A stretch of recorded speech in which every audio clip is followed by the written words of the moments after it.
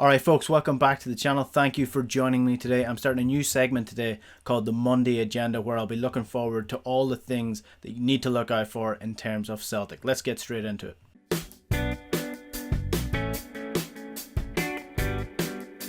So let's start with the St Mirren defeat Saturday at Celtic Park, 2-1 to St Mirren. It's not getting any better for Neil Lennon. It's not getting any better for Celtic. Started with the diamond. The team played relatively okay at the start, dominating the game in terms of possession, creating nothing. Same lifeless performance that you're seeing defensively all over the place. Shapeless, no belief in themselves. Absolutely catastrophic stuff. Losing to St Mirren. Essentially, when Rangers beat Celtic in January, the thought was, right, Celtic need to be absolutely near perfect, if not perfect, the whole way through the season, and it hasn't planned out that way. It's been far from perfect. It's been absolutely disastrous, and it just keeps getting worse for Neil Lennon.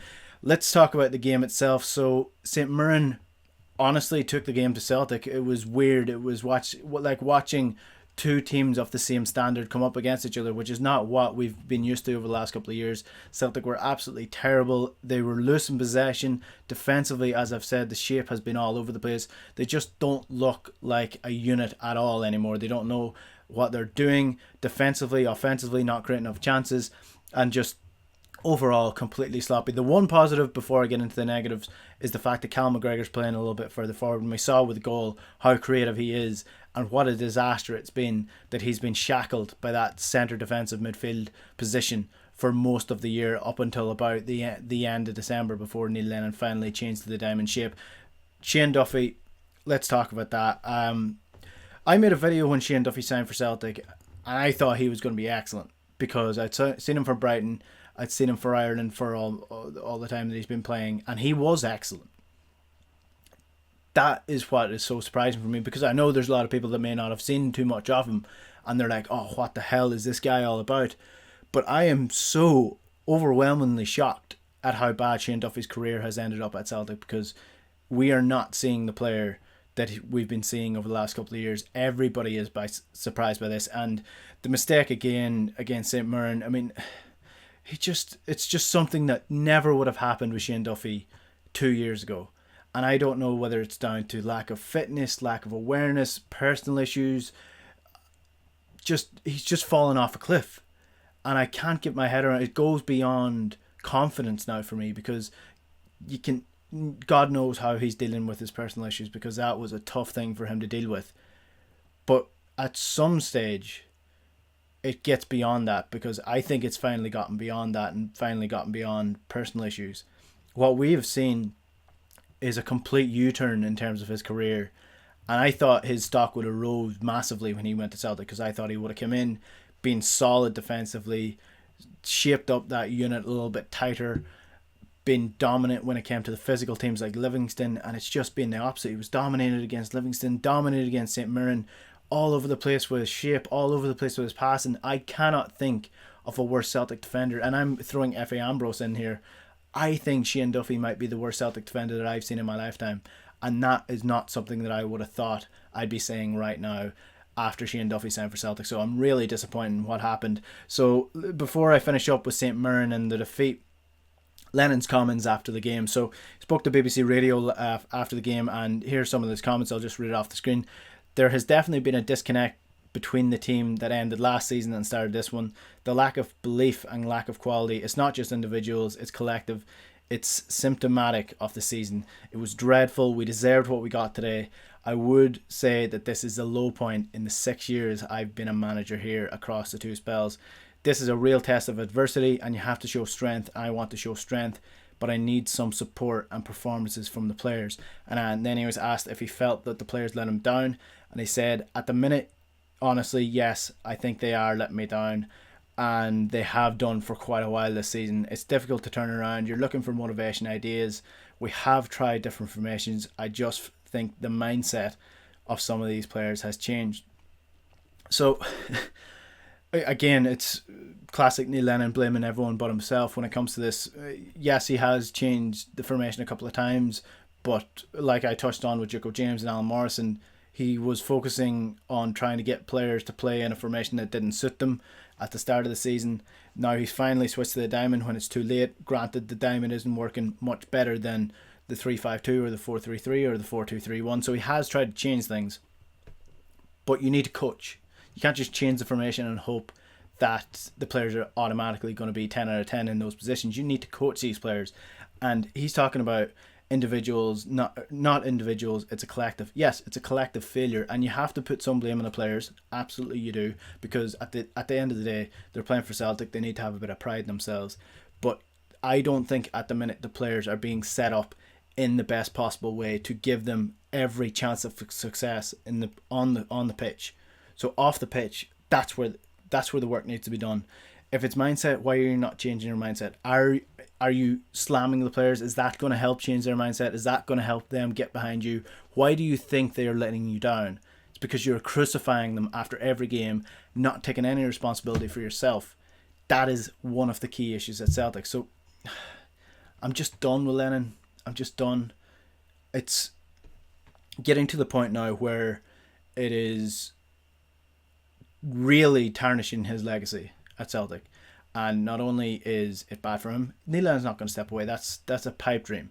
He will never step away from the Celtic job because, number one, I do believe he thinks he's the man for the job. Number two, why would he step away? He's getting paid really well to be the Celtic manager. Number three, he's not getting a better job than the Celtic manager after it's done, because I think worrying for Neil Lennon is that this is as high as it gets. He's failed and he's not getting this job again. This was his second chance at the stab and he's not going any higher than this when it comes to his professional career. So it's sad, but it's getting to the point now where it is extremely damaging for the club, and the board need to do something about this, because it's failure from the board to act to fix this, because this isn't as bad as it gets. It's going to get a lot worse, and I can touch on that later on. So let's move on to item 2 of the Monday agenda. So it's obviously transfer deadline day. Celtic in the line to sign Ben Davies from Preston, and then Liverpool swoop in. So Ben Davies essentially more or less done deal if you're to believe the reports, and then Liverpool obviously sweep in, and they're going to sign him today by the looks of it. So what does that say for Celtic? I look, if Liverpool comes in for Ben Davies, they're going to win regardless, because they've got higher spending power, they've got higher wages, they've got a bigger pull, they're Premier League champions. So it's almost impossible to compete with Liverpool when it comes to it. But why was it not done? That's the question.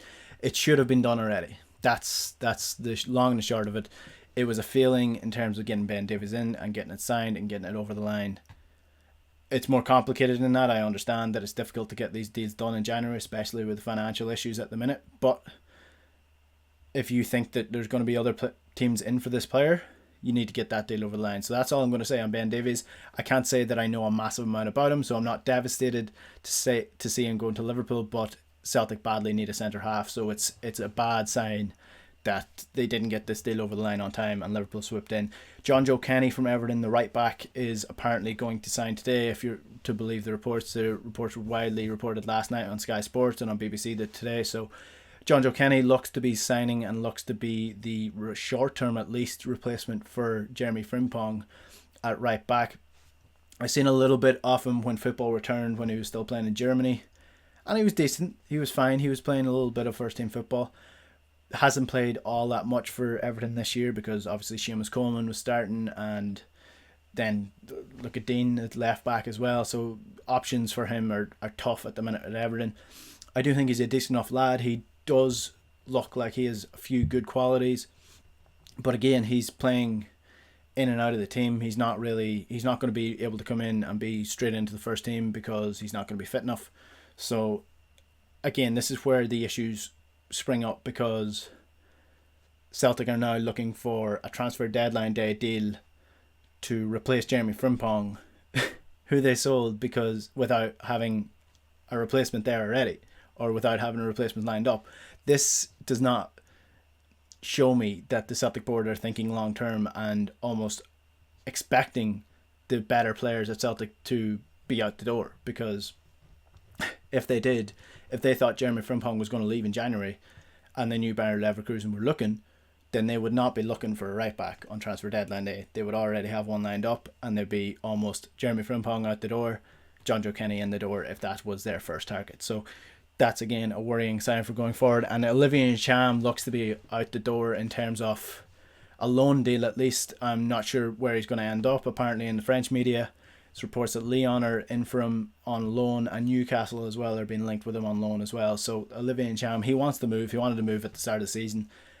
Hasn't really played all that much for Celtic this year in terms of injuries, in terms of COVID. And not a massive loss. Great player, really individually talented, really can cause a spark in a game when he wants to, can control the pace of a game. But Celtic have too many players in that position anyway. And it didn't really feel as if he really grasped what it meant to play for Celtic, if that makes any sense, if that's not getting too hyperbolic about it. He could have been much more. I think an incredibly talented player. Don't get me wrong. I don't want to come across as if I think Olivier Ntcham's a bad player. I think he's an excellent player, but I just don't think he ever really turned up when you really wanted him to. And he had sparks of brilliance, but you want a player that's going to turn up week in, week out. And at the minute, I think Celtic have enough players in that position to sell him or to put him out on loan to see how he gets on. If he doesn't want to be there, he doesn't want to be there. So there's no point in holding on to him. So yeah, I think Olivier Ntcham will probably leave the club today if he's going to leave, or he'll leave at the end of the season. Either way, he's probably gone from the club by the end of the year. Moving on to item 3, because that's the rest of the transfer news for the day, unluckily enough. Item 3 is the Kilmarnock game tomorrow night. So this was one of those games that you would look at sort of like the St Mirren game and you're like, oh, that's Hamilton, St Mirren, Kilmarnock in a row. That's 3 games in a row you're going to win. I have no confidence in Celtic going to get a win tomorrow night against Kilmarnock, especially away, especially in the shitty little pitch. So I would not be surprised if Celtic drew or lost this game against Kilmarnock, and it's a really worrying sign, because I do want to give a shout out to Tony McLaughlin, who's Celtic Trends on Twitter, who has been talking about this for the last couple of weeks, and he sent me a stats or a graph about this. And in games against only the top 6, so that's the top 6 cutoff point, Celtic are 3rd in the table behind Aberdeen, and so that's just in games against the top 6. They're 5 points ahead of Aberdeen. They've got to play Aberdeen twice before the end of the season, and Rangers again. They've only won 7 games in the last 20. And I don't know about you, but I have no confidence in Celtic going away to Kilmarnock and winning the way that they're playing right now. So finishing 3rd in the table is a real possibility this year. Just let that sink in. Celtic have not finished outside the top 2 since 1995. I was born in 1995. Celtic have never finished outside the top 2 in my lifetime. And that is a real possibility this year. That's how bad it's gotten. And Neil Lennon is still in charge. And I'm worried about this Kilmarnock game, because the way that the Celtic team are playing at the minute, I would not be surprised if they drew that game or lost that game. And that's another 3 points lost. That's another 3 points down the table, and that's another opportunity for Aberdeen to close that gap. And potentially by the second Aberdeen game, Aberdeen could leapfrog Celtic. That's a real possibility this year. And if you don't think that's going to happen, or potentially could happen, then you're absolutely deluded. This is as bad as the 90s, if not worse. And fair enough, Celtic finished 4th twice. Those 2 years that they finished outside of the top 2, they finished 4th in 94, 95. And then the following year, 93, 94, whatever way it was, 2 years in a row they finished 4th. That's what we're heading towards if something is not done. And that for me is a systematic failure.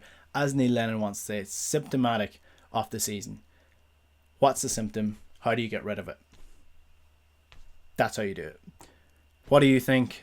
Anything you want to put on the Monday agenda, as I said, on the right hand side, let me know in the comments below. Subscribe to the channel if you haven't already. There is about 80% of people watching my videos that haven't subscribed. So if you do like them, just hit the subscribe button. It helps a lot. Thanks a lot for watching today, and I'll chat to you later.